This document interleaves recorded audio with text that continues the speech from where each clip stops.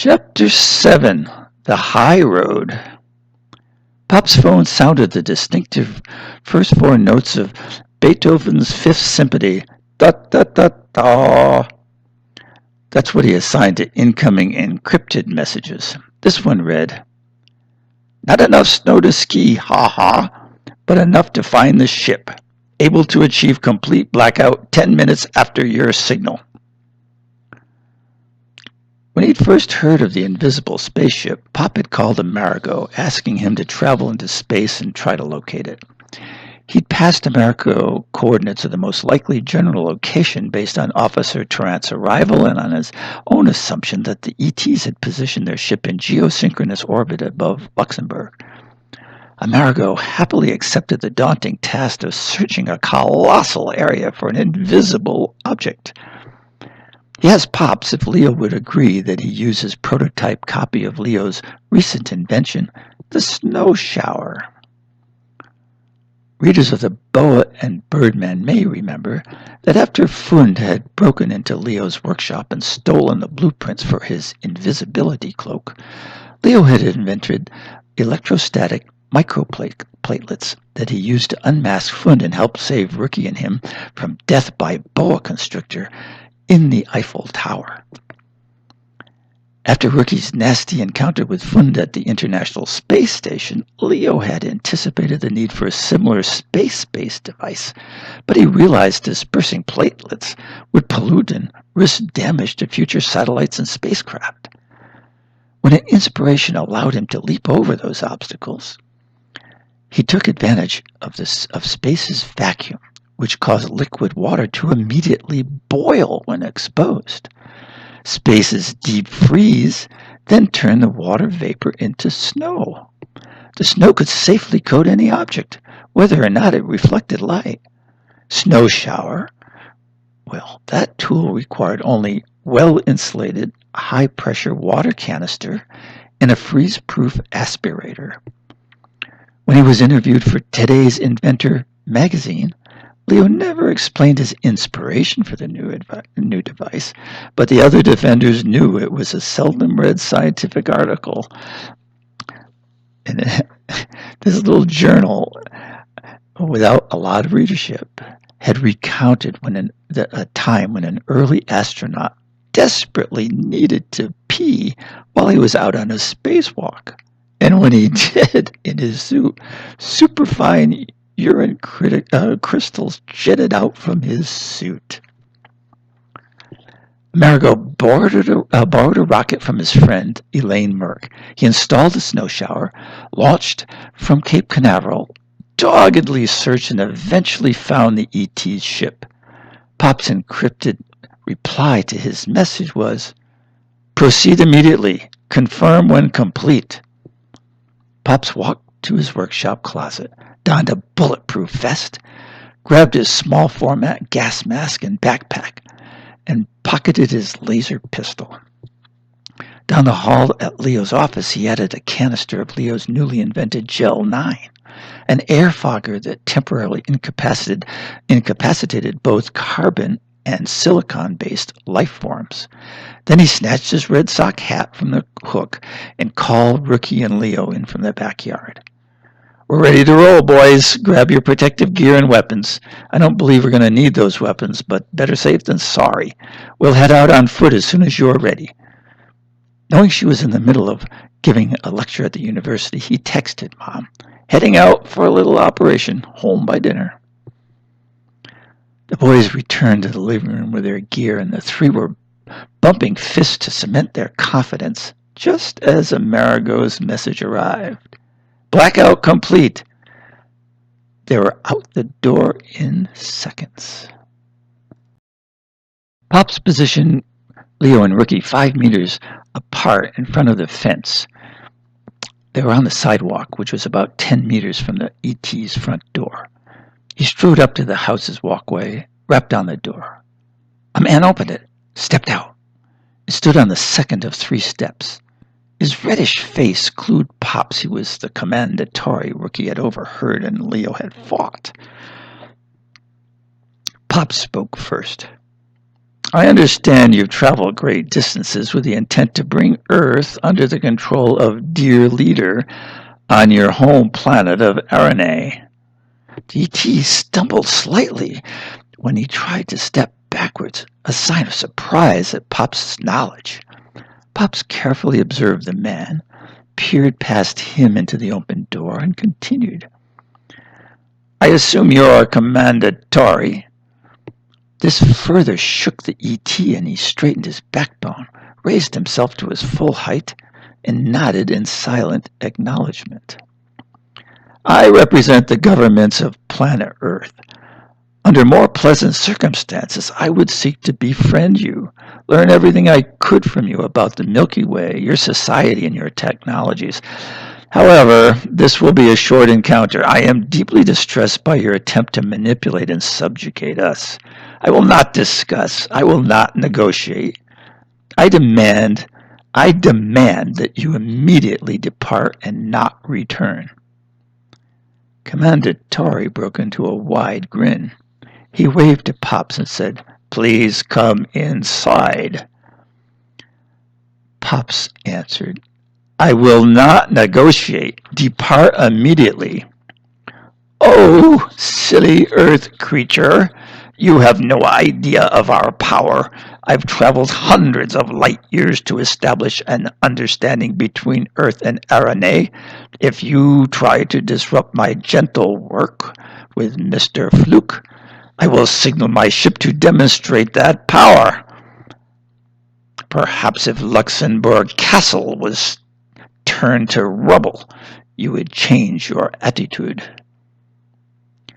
We will destroy your ship if you try to harm any part of Earth. But, my good sir, you would first need to find my ship before you could attempt to destroy it. Pop said, I'm not playing games. Depart immediately or we will destroy your ship and imprison you and your colleague, Officer Tarrant. Commander Tori stiffened on learning Pops also knew his subordinate's identity, but he carried on in an arrogant tone.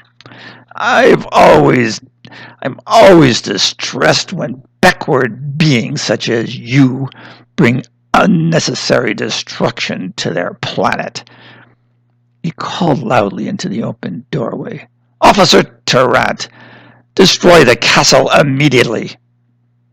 He returned his attention to Pops, pointing in the direction of the castle, and said, Perhaps when you see the smoke rising, we can commence a productive discussion.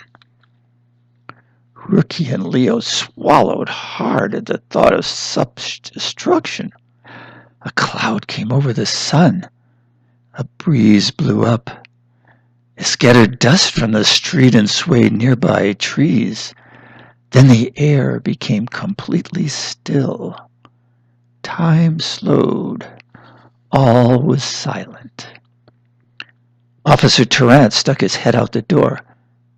Commander Tori, I'm unable to communicate with the ship. The primary channel is blocked, and the backup channel is blocked. Commander Tori said, No doubt it's a momentary atmospheric disturbance. Please try again. Tarrant returned a minute later, shaking his head. He stood on the top step. He looked ready to leap onto Pops. Leo and Ricky noted something strange about Tarrant's face. But their attention returned to Commander Tori when he said, So, Earthling, it's you who is playing. Probably built some bubble around this house. Simple, backward beings often pretend they're equal to Aranians. We will raise the power on our communications device to penetrate the bubble, and when we do, not only will your beautiful castle exist no more, but we will rain fire on your Grand Duke and Grand Duchess of Luxembourg, and directly on you, sir. Pop showed no fear. He shook his head and said in a disgusted tone, Don't waste my time. Get your mind around the fact that we located your ship even though it doesn't reflect light or radar, and we encircled it with an impenetrable barrier. We can destroy that ship whenever we choose." Pop's forceful words stood through a long silence, and his unrelenting stare seemed to pierce Commander Tori. His body began to droop. His nose and his ears, they began melting. Gooey droplets made small puddles on the steps. A puff of wind blew his hair under the grass. Tarrant started to melt as well, and as the defenders watched with open mouths, his torso, arms, and legs softened and split open. Leo and Rookie felt a wave of optimism that the ETs had somehow been vanquished. But as the toxic muck of their disguises slid slowly onto the grass, two spider-like bodies became visible. Only seconds later, the two creatures rapidly inflated themselves. Now, instead of facing human-appearing creatures of normal human size, they faced 2 3-meter-tall, fierce monsters. Commander Tori bellowed, "Earthling, I am committed to meet the goals of our dear leader on Arane. I have personal powers that can destroy you and everything in sight. Lift your blackout of my ship or die." Pops looked up at the frightening creature, noting the hundreds of spikes on its extremities and body, and the fangs surrounding its mouth. He said calmly, "If you use any of those powers, we will destroy your ship immediately. You'll never return home. You may harm me, you may harm others, but Earthlings will overwhelm you and incarcerate you. If you resist, our not-so-primitive military weapons will destroy you. Think if you ever wish to return home. Think deeply. Think now." After a long pause, Commander Tori replied in a normal, civil tone, "But if I depart without Earth's acknowledgement that Arane's dear leader is sovereign of the Milky Way, I will have failed." Pops put his hands on his hips and said forcefully, "You know your dear leader's desire for the title sovereign of the Milky Way makes no sense. You knew it when he assigned you this mission, but you feared the truth would bring his retribution to you. Our vast galaxy holds 400 billion widely separated stars and at least as many planets. It's 100,000 light years across. Anyone pretending to be able to govern a single entire planet is a self-serving fraud interested in power, not the welfare of all. A being aspiring to control more than a planet has delusions about his or her capability and will eventually be overthrown. I know you agree because you insisted that Fluke and other planetary leaders act humbly." The breeze rustled tree leaves and birds chirped, but Leo and Rookie were apprehensive. Would Commander Tori explode in rage at Pop's critique of him and his dear leader? With his feet firmly planted, Pop said, "Commander Tori, please, cease your own puffery and bring yourself down to a size where we can converse. We must talk as two beings who understand reality, who deal with it, and will resolve our differences." Both spider creatures shrank to Pop's level with the speed of a balloon losing its air. Pops nodded his satisfaction and continued, "Perhaps there is a way that you could return to Arane, having performed dear leader's mission to the letter."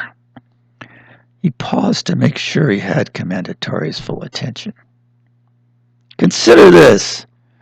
You have put Frun securely on track to be Earth's emperor. Ask him to declare his personal agreement that Arane's dear leader is sovereign of the Milky Way. When he does, You may depart for RNA and truthfully say Fund agrees dear leader is his sovereign.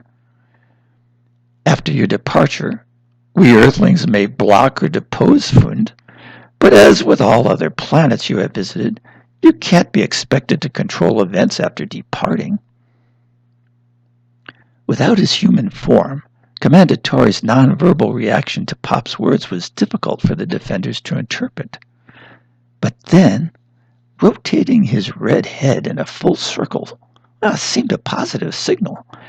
His agreement was confirmed when Officer Tarrant sprang back into the house on his 8 legs and returned with a hairy spiked leg wrapped around a terrified and teary Fund who was whimpering, let me go, please, please.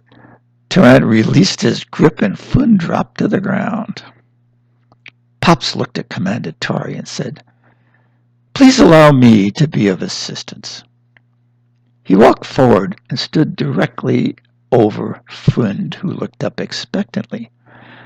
Pops said, Mr. Fluke, do you acknowledge RNA's dear leader as sovereign of the Milky Way galaxy? The wide-eyed Fund opened his hands in front of his chest, and he looked up at Pops with total incomprehension. He turned toward Commander Tori, but he shuddered at the sight of his real form. And he returned his gaze to Pops, whispering, I don't know. Pops shouted, answer yes and go free. Answer no, go to prison. Fund's eyes became like saucers. His eyes opened wide, his mouth opened and closed twice. And then softly and tentatively, he uttered, yes. The 2 ETs directed their eyes toward Pops, moved their heads in circles, turned and walked on their 8-legged bodies past the swing and around the house as Leo and Rookie followed. Pops caught up after he sent a message to Amerigo and joined the boys in watching the ETs climb into the dark gray Ford station wagon. Within moments, it rose silently and slowly and vanished upward in the blink of an eye. The trio walked back to the front of the house and saw Fund sitting on the front walk, scraping goo off his hands. Pop stood above him, remaining silent and still until Fund looked up. He bent slightly, placed his forefinger in front of Fund's nose, and he slowly rotated it 3 times in total circles while Fund's eyes followed it. He stopped, moved his finger even closer to Fund's nose, and declared, You are not Fluke. You are Fund. Fund's blank expression vanished. His jaw tightened, his forehead creased, and his eyes narrowed. Pop said, There are 2 people you know. They have messages for you. Leo moved forward and stood over Fund. Stop wallowing in that toxic mess and get up off the ground. In a moment, I'll walk through that gate to the street, and then I'll turn around. If I see you, I'll charge you with environmental pollution because this hazardous material on your property is polluting the city's environment. Fund raised himself and wiped his hands on his pants legs as Rookie walked up.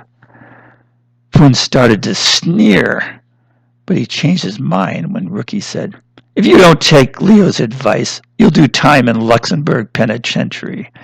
And when you are released, I'll be waiting at the door with Interpol. We'll cuff your hands behind your back and take you on a scenic drive to your prison number 1 in Switzerland. When they're done with you, we'll meet again and take you on to France, Brunei, Malaysia, United States. Disappear by the time we reach that sidewalk, you lowlife. The 3 defenders passed through the gate, reached the sidewalk, and turned. They were not surprised to see no sign of Fund. Before they all reached home, Pops received a message from Amerigo. I lifted the blackout. They're in the ship and headed to parts unknown. I'm headed to Colorado. The three arrived home well before dinner, and Pops popped a huge kettle of popcorn. Ricky called Robert to brief him on the day's excitement. Mom arrived home, heard the story, and the Fenders chowed down on steak and pancakes as they watched the evening's TV news. The news anchor described the deep disappointment that many Luxembourgians felt on learning Mr. Fluke has dropped out of sight, and the defenders smiled at the anchor's conclusion that the kindly, normal Mr. Fluke was simply too modest to accept the adulation that would have surrounded him as the future Emperor of Earth. Chapter 8.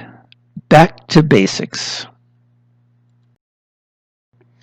Folks, this is Helen Larkspur from radio station WZMR, bringing you another European baseball game from the beautiful Grand Duchy of Luxembourg. I hadn't planned to broadcast again from Europe, but I couldn't resist when the opportunity presented itself. I'm back in Luxembourg because my plane home leaves from the airport here, and when I learned the Red Sox were playing the day before my departure, I figured, well, I've loved my first European vacation, but it's just not summer without baseball. So thanks to my friends at Space Spuds Potato Chips, I'm bringing you the Hedgehogs Red Sox rematch. Now, I want you to know I'm using a super-duper ultra-sensitive microphone today. Why, you may ask? Well, it's part of a little test I've made up for you listeners. At some point later in the broadcast, you'll hear a loud crack. That's the moment I'll ask my test question, and that question will be, did you just hear the sound of me biting into a Space Spuds chip, or did you hear the sound of Rookie's bat nailing another long fly ball? Send in the right answer to Space Spuds Potato Chips Company, and they'll send you back a free bag of chips. And that is the end.